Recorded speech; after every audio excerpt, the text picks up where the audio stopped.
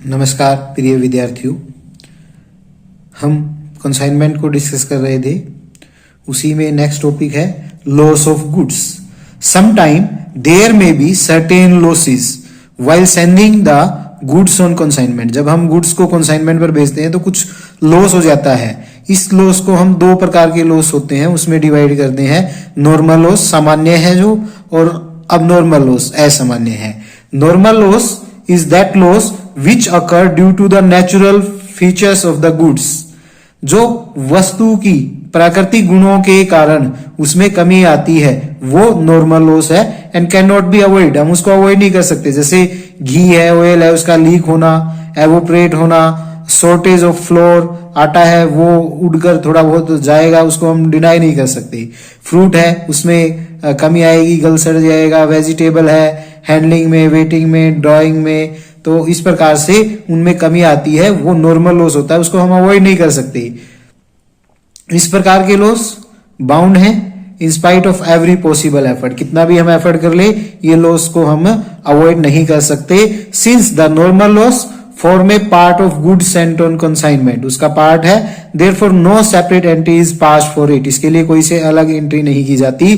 Total cost जो goods की है, जो गुड्स हमारे पास बच गई है, उस पर हम प्रोपोर्शनेटली उसको इन्फ्लेट कर देते हैं। उस पे उसको जो हमारा गुड्स लेफ्ट हुआ है वो टोटल कॉस्ट हम उसी की मान लेते हैं। It may be understood from the following example. Example से हम इसको समझ सकते हैं। ए कंसाइन टू बी, ए ने बी को 500 kg ऑयल 70 रुपी पर केजी की कॉस्ट से कंसाइन किया। ए ने 1500 फॉरवर्डिंग चार्जेस के गुड्स पे एक्सपेंड किए। 20 kg ऑयल स्पॉइल हो गया due to the leakage. B ने डिलीवरी ली रिमेनिंग गुड्स की, 1000 ऑक्ट्रॉय के स्पेंड किए। 450 kg ऑयल बी ने सोल्ड कर दिया। तो वैल्यूएशन ऑफ स्टॉक हम किस प्रकार से करेंगे? टोटल कॉस्ट 70 kg के रेट से 500 kg सेंड किया था 35,000। कंसाइनर ने जो एक्सपेंस किए थे 1500 उसको भेजने पे किए थे। कंसाइनी ने ऑक्ट्रॉय के 1000 रुपए पे किए थे, तो टोटल कॉस्ट आ गई 37,500 रुपए। नॉर्मल लॉस इज द तो जो कॉस्ट जो उसके पास वेट पहुंचा वो उसने 500 था, लेकिन 20 उसका लीक हो गया तो 480 पहुंचा।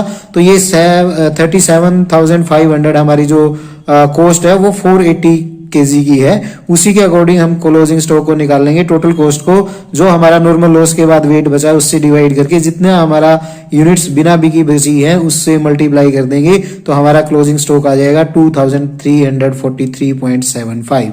इस प्रकार से हम नॉर्मल लॉस को इन्फ्लेट कर देते हैं टोटल कॉस्ट पर।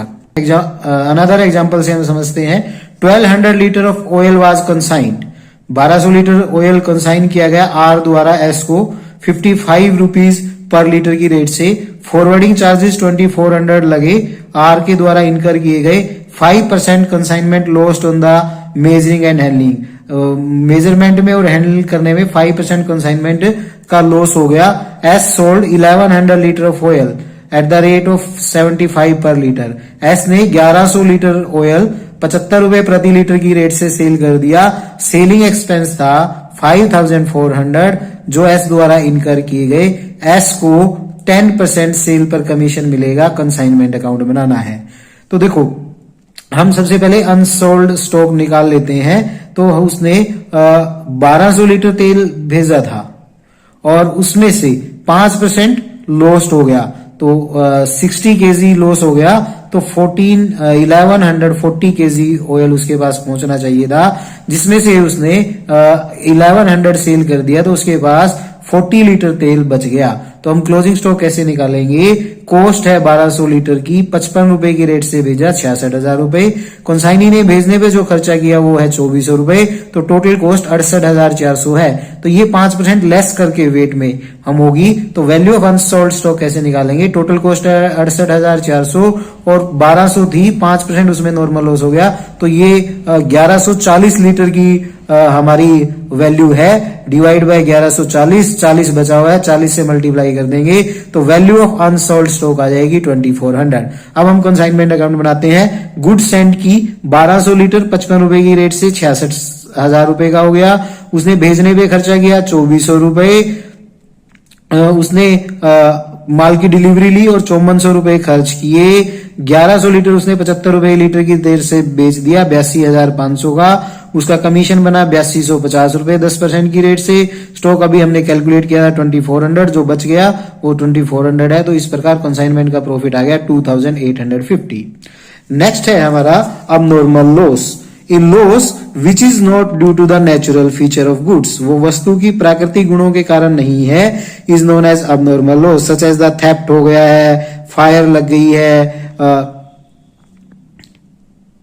पिलफ्रेज हो गया है, इस प्रकार से अगर लॉस हो जाता है तो वो अबनॉर्मल लॉस है। Such type of loss can be avoided by effective management, अगर हम प्रभावपूर्ण तरीके से उसका प्रबंध करें तो इसको अवॉइड किया जा सकता है। Valuation of abnormal loss is done in the same manner as that of the valuation of consignment stock, जिस प्रकार हमने कंसाइनमेंट स्टॉक की वैल्यूएशन की थी उसी प्रकार से हम अबनॉर्मल लॉस की कैलकुलेशन भी करते हैं। The proportionate share of non recurring expense abnormal loss में हम ऐड कर देते हैं कैलकुलेट करते समय, तो उसकी एंट्री भी अलग से हमें करनी पड़ती है। तो क्या एंट्री होगी, abnormal loss account debit to consignment account, consignor की बुक में एंट्री होगी, अबनॉर्मल लॉस हो गया वो अबनॉर्मल लॉस को डेबिट करेगा, कंसाइनमेंट को क्रेडिट करेगा, क्योंकि कंसाइनमेंट का इसमें कोई दोष नहीं है, कंसाइनमेंट के कारण वो लॉस नहीं हुआ, वो अन्य कारण से हुआ, तो कंसाइनमेंट के कारण नहीं है तो कंसाइनमेंट को क्रेडिट कर देंगे। अब नॉर्मल लॉस को हम सामान्य प्रॉफिट एंड लॉस में लेके जाएंगे। अगर बीमा है तो बीमा कंपनी से कुछ मिलता है तो insurance company account debit to अब नॉर्मल लॉस, जितनी भरपाई यहां से हो जाती है वो ठीक है,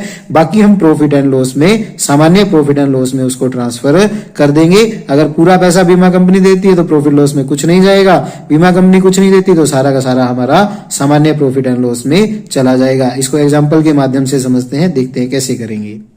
कुछ पॉइंट्स हैं जो हमें अबनॉर्मल लॉस के संदर्भ में ध्यान रखने चाहिए, तो वो क्या है, if abnormal loss occur in transit, वो अगर रास्ते में हुआ है तो then only proportionate share of direct expenses incurred by the consignor, consignor ने जो माल को बेचने पे डायरेक्ट खर्चे किए थे उन्हीं को हम कॉस्ट में ऐड करेंगे।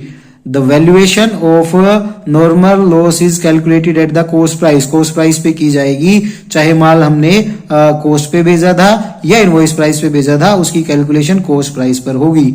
अकाउंटिंग एंट्री अब नॉर्मल लॉस से रिलेटेड जो है वो केवल कंसाइनर की बुक में होगी, कंसाइनी की बुक में उसका कोई इंपैक्ट नहीं आएगा, ये आप ध्यान रखें। अब देखते हैं कैसे इसको करेंगे।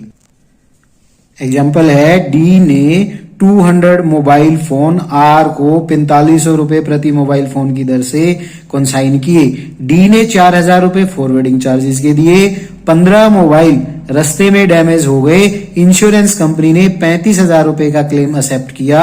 आर ने 9,250 रुपीज कैरेज पे और ऑक्ट्रॉय पे खर्च किए। 175 printer mobile were sold at the rate of 6200 पर मोबाइल, उसने 175 मोबाइल 6200 रुपए प्रति मोबाइल की दर से सेल कर दिए। R is entitle to a get commission of 6% on sale, R को 6% कमीशन मिलेगा सेल पे।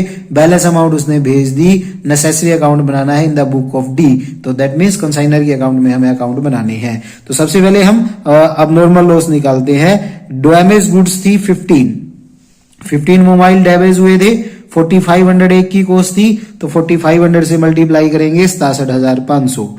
फिर प्रोपोर्शनेट एक्सपेंस ऐड करेंगे, उसने माल को भेजने पर 4000 रुपए फॉरवर्डिंग चार्जेस के खर्च किए थे, तो 4000 खर्च किया था 200 मोबाइल पे, 15 मोबाइल पे कितना था वो हम प्रोपोर्शनेट निकाल लेंगे, तो प्रोपोर्शनेट एक्सपेंस ऐड हो जाएंगे, तो अब नॉर्मल लॉस आ गया 67,800। क्योंकि माल हमारा रास्ते में नष्ट हो गया है, इसलिए केवल रास्ते तक के खर्चे को हमने अब नॉर्मल लॉस में ऐड करना है। फिर हम निकालेंगे क्लोजिंग स्टॉक।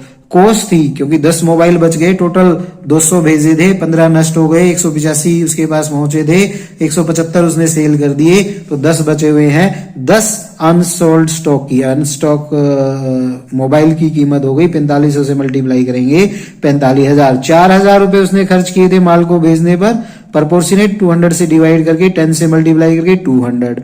कंसाइनी ने 9250 रुपए खर्च किए थे कैरेज पे और ऑक्ट्रॉय पे, ये नॉन रेकरिंग है तो उसकी कॉस्ट में ऐड होंगे क्लोजिंग स्टॉक की, तो उसने टोटल 9250 रुपए 185, अब ये ध्यान रखना ये 185 मोबाइल पर है ना कि 200 पर, क्योंकि उसको 185 मोबाइल ही मिले हैं तो वो एक्सपेंसेस जो देगा वो 185 पे देगा, डिवाइड बाय 185 इंटू 10 तो 500 आ गया। तो वैल्यूएशन ऑफ अनसोल्ड स्टॉक आ गई 45,700। अब हमें कंसाइनमेंट अकाउंट और ये अकाउंट बनाने हैं। तो गुड सेंड की 200 मोबाइल भेजे थे 4500 की रेट से, 9 लाख के हो गए। 4000 रुपए उसने फॉरवर्डिंग चार्जेस के दिए थे भेजने के, 4000 रुपए से कंसाइनमेंट डेबिट हो जाएगा। अब नॉर्मल लॉस हो गया था रास्ते में 67,800, अभी हमने कैलकुलेट किया था, तो वो 67,800 से अब normal loss debit, consignment account credit. फिर आर ने 9250 रुपए ऑक्ट्रोए के और अनलोडिंग के दिए थे, तो वो आ जाएंगे 9250 रुपए। आर ने 175 मोबाइल 6200 रुपए की रेट से 10,85,000 के सेल कर दिए, उसको कमीशन मिलना है 6%, तो 6% उसको कमीशन मिल जाएगा 10,85,000 पर 6%, 65,100। फिर हमने अनसोल्ड स्टॉक निकाला था, जो बच गया वो कंसाइनमेंट के क्रेडिट में चला जाएगा। By stock on consignment 45,700। अब कंसाइनमेंट का डेबिट और क्रेडिट मैच करेंगे तो प्रॉफिट आता है 2,20,150, जो हमारे सामान्य प्रॉफिट एंड लॉस में चला जाएगा। अब आर का अकाउंट बनाएंगे। आर के अकाउंट में उसने सबसे पहले खर्चे पे किए 9250 रुपए, फिर उसने माल भेजा 10,85,000 का, वो डेबिट में चला जाएगा। फिर उसको कमीशन मिलेगा 65,100 रुपए, आर अकाउंट क्रेडिट और consignment account debit. Balance payment उसने भेज दी, जो उसका बैलेंस बचता है वो 10,10,650 उससे रिसीव हो गई। अब नॉर्मल लॉस के अकाउंट में क्या आएगा, कंसाइनमेंट अकाउंट क्रेडिट किया था, अब नॉर्मल लॉस डेबिट किया था 67,800 रुपए से। बीमा कंपनी ने 35,000 रुपए दिए, 35,000 रुपए बीमा कंपनी के नाम चले जाएंगे, बाकी हमारे सामान्य प्रॉफिट एंड लॉस में चले जाएंगे 32,800।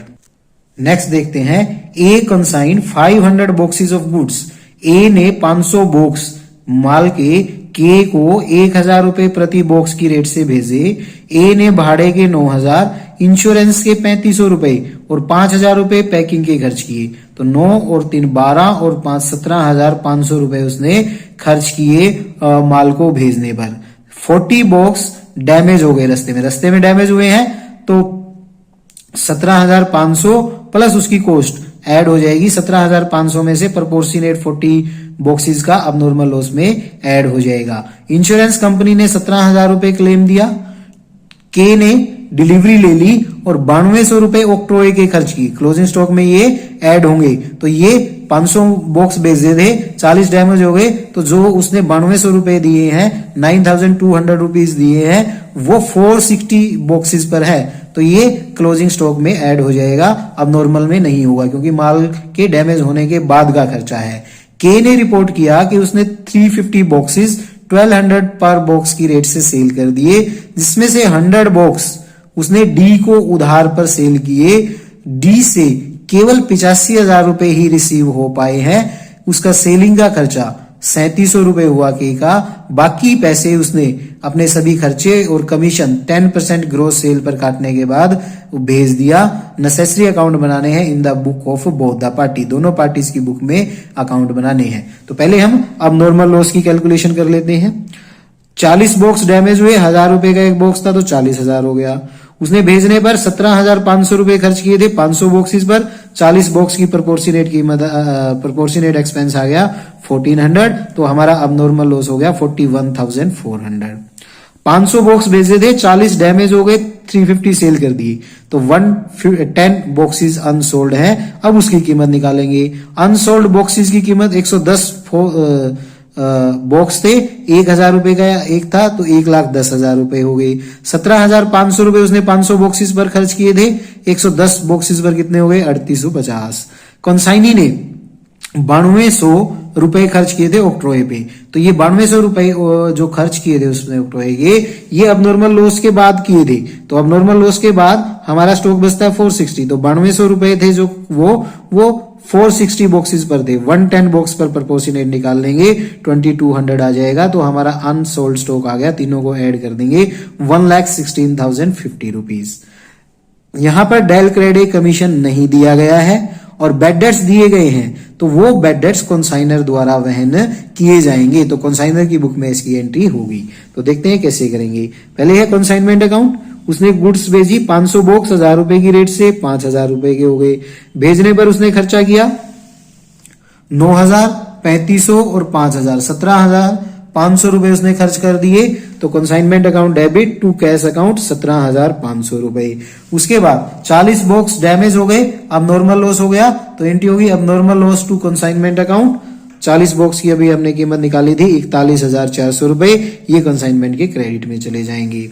उसके बाद के ने डिलीवरी ली और 9200 रुपए उसने ऑक्ट्रॉय पे खर्च किए, तो कंसाइनमेंट टू के, कंसाइनमेंट अकाउंट डेबिट टू के अकाउंट एक्सपेंसेस 9200।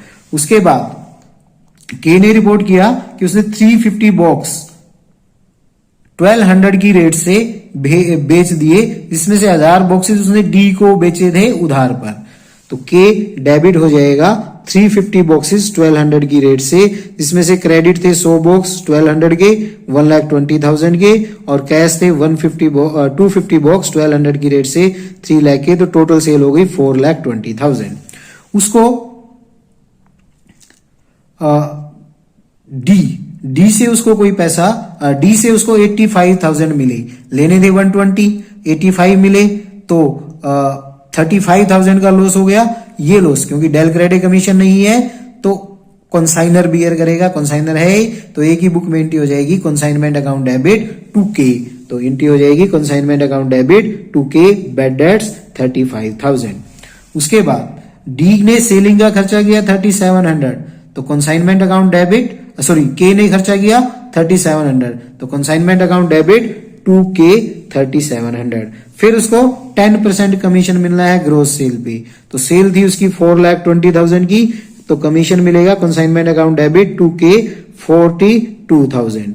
फिर हमारा क्लोजिंग स्टॉक 1,16,050 का, वो consign stock on consignment to consignment account 1,16,050। तो इस प्रकार से जब हम डेबिट क्रेडिट का मिलान करते हैं कंसाइनमेंट का, तो लॉस आता है 29,950 का। अब नॉर्मल लॉस हमारा हुआ था 41,400, ये डेबिट में चला जाएगा। अब नॉर्मल लॉस के कंसाइनमेंट क्रेडिट हो गया था। इंश्योरेंस कंपनी 17,000 पे कर रही थी, यहाँ पे आ जाएगा, बाकी प्रॉफिट एंड लॉस में चला जाएगा। के का अकाउंट बनाएंगे, के ने खर्चा पे किया था 9200, फिर उसने सेल कर दिया था 4,20,000 का। एक बैड डेट्स हो गए थे, तो वो कंसाइनमेंट अकाउंट डेबिट और के अकाउंट क्रेडिट हो जाएगा 35,000 का। फिर उसने सेलिंग का खर्चा पे किया था 3700, के क्रेडिट हो जाएगा। उसके कमीशन से 42,000 से के क्रेडिट हो जाएगा। बैलेंस अमाउंट उसने पे कर दिया, तो बाय बैंक और के को हम कर देंगे क्रेडिट। अब कंसाइनर की बुक, कंसाइनी की बुक में क्या होगा, ए का अकाउंट बनेगा। ए के ब्याह पे उसने 9200 पे किए, तो ए डेबिट टू कैश 9200। फिर उसने माल को सेल कर दिया, कुछ उधार था कुछ नगद था, तो क्या हो जाएगा, a credit by cash 3 lakh और बाय डी को उसने सेल किया है 1,20,000 का, तो डी के अकाउंट में आ जाएगा टू ए अकाउंट 1,20,000। डी से कैश आ गया 85,000, बाकी पैसा डूब गया, तो डेल क्रेडिट कमीशन नहीं मिल रहा, तो वो ए को डेबिट कर देगा 35,000 से। एक ही अकाउंट में हो जाएगा टू दक्ष बैड डेट्स 35,000। फिर उसने 3700 सेलिंग एक्सपेंस पे किए थे, ए डेबिट टू कैश अकाउंट। फिर उसने अपना कमीशन चार्ज करना है इसे, ए को debit to commission account 42,000। Balance payment उसने ए को कर दी, A debit to bank account, तो ये हमारा डी का अकाउंट हो गया। फिर कमीशन अकाउंट हमारा आ जाएगा बाय ए 42,000, और फिर इसको प्रॉफिट एंड लॉस में ट्रांसफर कर देंगे। इस प्रकार से हम इस क्वेश्चन को करेंगे। नेक्स्ट है, एस ने 200 लैपटॉप्स कंसाइन किए ए को 24,000 पर लैपटॉप की रेट से। ईच लैपटॉप की कॉस्ट है 20,000। एस ने 20,000 फ्रेट पे, 10,000 इंश्योरेंस पे किए। 4 लैपटॉप्स रास्ते में डैमेज हो गए। इंश्योरेंस कंपनी ने 55,000 रुपए का क्लेम एक्सेप्ट किया। ए ने 50 लैपटॉप 26,000 रुपए प्रति लैपटॉप की दर से सेल कर दिए। 9,000 रुपए उसने गोदाम का किराया दिया, 16,000 रुपए उसने सेलिंग का खर्चा दिया। ए ने बिल एक्सेप्ट किया 6 लाख रुपीज का 3 मंथ्स का। एस ने इसको डिस्काउंट करवा लिया 9% पर एनम की रेट से। ए को 4% कमीशन मिलेगा सेल पे। लेजर बनाने हैं in the books of S. तो सबसे पहले हम नॉर्मल लॉस की कैलकुलेशन कर लेते हैं। 4 लैपटॉप थे, 20,000 का लैपटॉप था, तो 80,000 उसकी कॉस्ट हो गई। फिर उसने जो खर्चा किया था भेजने पर 20,000 फ्रेट के, 10,000 रुपए इंश्योरेंस के, 30,000 रुपए प्रपोर्शनेट ये एक्सपेंस ऐड हो जाएंगे। 30,000 रुपए उसने 200 मोबाइल लैपटॉप पर किए थे, तो 4 लैपटॉप का खर्चा आ गया 600 रुपए, तो हमारा अब नॉर्मल लॉस आ गया 80,600 रुपीज। फिर अनसोल्ड स्टॉक निकालेंगे, 200 बेचे थे, 4 डैमेज हो गए, 50 उसने सेल कर दिए, तो 146 लैपटॉप उसके पास बचते हैं। 146 लैपटॉप की का जो इनवॉइस प्राइस है, क्योंकि अब नॉर्मल लॉस को तो हम निकालते हैं कॉस्ट पर, और जो हमारा क्लोजिंग स्टॉक है, अनसोल्ड स्टॉक है, उसको हम निकालते हैं इनवॉइस पर। 146 लैपटॉप थे, कंसाइनमेंट प्राइस था एक का 24,000, तो 24,000 से हम उसको मल्टीप्लाई करेंगे 35 लाख 4,000 के आ गए। 30,000 रुपए उसने 20,000 रुपए फ्रेट के और 10,000 रुपए इंश्योरेंस के खर्च किए थे, प्रपोर्शनेट एक्सपेंस ही ऐड हो जाएंगे। 30,000 उसने 200 मोबाइल्स लैपटॉप्स पर खर्च किए थे, इंटू 146 21,900 आ जाएंगे। और जो हमारा कंसाइनी है, कंसाइनी का ऐसा खर्चा कोई नहीं है जो नॉन रेकरिंग नेचर का हो, क्योंकि 16,000 उसने सेलिंग के दिए, 9,000 गोदाम रेंट के दिए, दोनों ही रेकरिंग नेचर के हैं, इसलिए कोई प्रपोर्शनेट ऐड नहीं होगा। तो इनवॉइस प्राइस अनसोल्ड स्टॉक का आ गया, इन दोनों को ऐड कर देंगे 35,25,900। अब स्टॉक रिजर्व निकालेंगे, 24,000 का उसने एक लैपटॉप इनवॉइस किया था, कॉस्ट थी 20,000, तो एक लैपटॉप पर उसने 4,000 रुपए अतिरिक्त दिखाए थे, तो 146 लैपटॉप पर कितने हो जाएंगे, 146 गुना 4 5,84,000 रुपए, ये हमारा स्टॉक रिजर्व आ जाएगा। अब अकाउंट्स बनाते हैं, सबसे पहले कंसाइनमेंट अकाउंट बनेगा, गुड्स भेजी है तो डेबिट में चला जाएगा, to goods sent on consignment. 200 laptop थे, 24,000 का एक था, 48,000 रुपए के 48 लाख रुपए के हो जाएंगे। इसमें 4,000 लोडिंग थी, तो उस लोडिंग की रिवर्स एंट्री कर देंगे, by goods sent on consignment to consignment. 4,000 एक पे एक्स्ट्रा थे, 200 मोबाइल लैपटॉप्स थे, तो 8 लाख रुपीज क्रेडिट में हो जाएगा। फिर उसने भेजने पर खर्चा किया, तो consignment account debit to cash account 30,000 हो जाएगा। अब नॉर्मल लॉस हो गया, तो कंसाइनमेंट अकाउंट अब normal loss to consignment account, 4 हमारे लैपटॉप डैमेज हो गए, कॉस्ट थी 80,600। फिर उसने ए ने सेल कर दिए 50 लैपटॉप 26,000 की रेट से 13 लाख। ए ने एक्सपेंस पे किए, तो कंसाइनमेंट अकाउंट डेबिट टू ए 35,000 गोदाम का रेंट और सेलिंग के खर्चे। फिर ए को कमीशन मिलेगा 13 लाख पर 4%, तो कंसाइनमेंट अकाउंट डेबिट टू ए 52,000। फिर अनसोल्ड स्टॉक आ जाएगा, अभी हमने ऊपर कैलकुलेशन की थी 35,25,900 से कंसाइनमेंट अकाउंट क्रेडिट हो जाएगा। स्टॉक रिजर्व की अमाउंट हमें निकाली थी 5,84,000, इससे कंसाइनमेंट डेबिट हो जाएगा। डेबिट क्रेडिट का मिलान करेंगे तो हमारा प्रॉफिट आ जाएगा 2,15,500, जो हमारे सामान्य जनरल प्रॉफिट एंड लॉस में चला जाएगा। अब गुड्स सेंट ऑन कंसाइनमेंट में क्या होगा, गुड्स सेंट ऑन कंसाइनमेंट को हम क्रेडिट करेंगे, 48 लाख का माल हमने भेजा था, तो 8 लाख उस पर लोडिंग थी, तो उससे goods sent on consignment debit to consignment account हो जाएगा 8 लाख। बाकी जो अमाउंट बची 40 लाख वो ट्रेडिंग अकाउंट में चली जाएगी। ए के अकाउंट में ए ने सबसे पहले खर्चा पे किया 25,000 का, वो क्रेडिट में चला जाएगा। फिर उसने सेल कर दी 13 लाख की, वो ए के डेबिट में चला जाएगा। फिर उसको कमीशन मिलेगा 52,000, वो क्रेडिट में चला जाएगा। उसने 6 लाख का बीआर दिया, वो उसकी क्रेडिट में चला जाएगा। बैलेंस अमाउंट उसकी ड्यू हो जाएगी, क्योंकि क्वेश्चन में ये नहीं दिया कि उसने अपना हिसाब किताब कर दिया है, तो ये बैलेंस आ जाएगा। अब नॉर्मल लॉस में क्या होगा, कंसाइनमेंट को क्रेडिट और अब नॉर्मल लॉस को डेबिट 80,600। इंश्योरेंस कंपनी 55,000 पे करती है, क्रेडिट में आ जाएंगे, बाकी प्रॉफिट एंड लॉस में चला जाएगा। Stock on consignment debit to consignment account, और फिर ये बैलेंस रह जाएगा, नेक्स्ट ईयर कैरी फॉरवर्ड करेंगे। इसी प्रकार स्टॉक रिजर्व का, stock reserve debit to consignment, और फिर ये बैलेंस चला जाएगा। इस प्रकार से हम इस क्वेश्चन को करेंगे। नेक्स्ट देखते हैं, 1000 cycles were consigned by X to Y. X ने वाई को 1000 साइकिल 1500 रुपए प्रति साइकिल की दर से भेजी कंसाइनमेंट पर। एक्स ने 1 लाख रुपए फ्रेट के और इंश्योरेंस के 15,000 रुपए पे किए। During the transit 100 cycle totally damage हो गई due to the fire. Insurance company ने 1,40,000 रुपीज पे किए क्लेम के। वाई ने डिलीवरी ली 900 साइकिल्स की, 15,300 रुपए ऑक्ट्रॉय के दिए, तो ये 900 साइकिल्स पर है। 800 साइकिल उसने 2200 रुपए प्रति साइकिल की रेट से सेल कर दी। वाई के एक्सपेंसेस किए 20,000 रुपए। वाई को कमीशन मिलेगा 5%, वाई ने अपना अकाउंट सेटल कर दिया बैंक ड्राफ्ट के माध्यम से। एक्स की बुक में अकाउंट्स बनाने हैं। ये दिल्ली यूनिवर्सिटी में आया हुआ क्वेश्चन है। तो सबसे पहले हम अब नॉर्मल लॉस की कैलकुलेशन करेंगे। 100 साइकिल डैमेज हो गई, 1500 की एक थी, 1.5 लाख रुपए की हो गई। एक्स ने उनको बेचने पर 1,15,000 रुपए, 1 लाख भाड़े के और 15,000 बीमे के दिए थे। 1,15,000 डिवाइड बाय 1000 इंटू 100 तो 11,500 रुपए। टोटल हमारा अब नॉर्मल लॉस आ गया 1,61,500। फिर अनसोल्ड स्टॉक निकालेंगे। 900 साइकिल उसने रिसीव की थी, 800 उसकी सेल हो गई तो 100 साइकिल बची हुई है। 100 साइकिल की कॉस्ट आ गई 1500 की एक थी, 1.5 लाख रुपए। एक्स ने 1,15,000 रुपए 1000 मोबाइल पर खर्च किए थे, 100 पे आ गया 11,500। वाई ने खर्चा किया था 15,300 रुपए ऑक्ट्रोए का। तो ये 900 साइकिल पे था, 900 से इसको डिवाइड कर लेंगे, 100 बची हुई है तो प्रोपोर्शनेट आ गया 1700। ऐड करेंगे तो टोटल आ गया ये अनसोल्ड स्टॉक 1,63,200। अब अकाउंट्स में एंट्री करेंगे। सबसे पहले कंसाइनमेंट अकाउंट, गुड्स भेजी है, consignment debit to goods sent on consignment 15 lakh रुपए। फिर उसको भेजने पर खर्चा किया 1 लाख भाड़े का और 15,000 रुपए बीमे के।